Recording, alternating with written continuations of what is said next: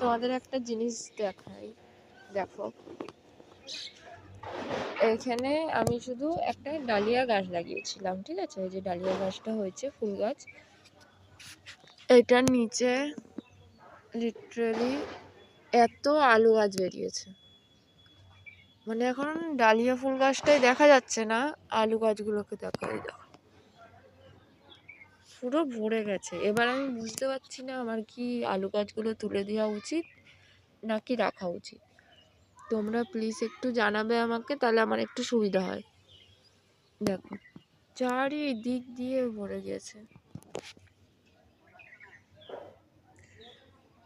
Dahlia গাছটার এই সাইডে নয় ওই সাইড দিয়ে ভরে গেছে। কারণ আমি নিচে সবজির খোসা, তারপরে মাটি, তারপর সবজি খোসা, তারপরে মাটি দিয়ে লাগিয়েছি বলে এরকম অবস্থা। তো আমি কি করতে পারি? কি আমাকে আলাদা লাগানোটা কি উচিত, না এটার মধ্যেই থাকবে? তোমরা একটু প্লিজ আমাকে কমেন্ট করে জানিও।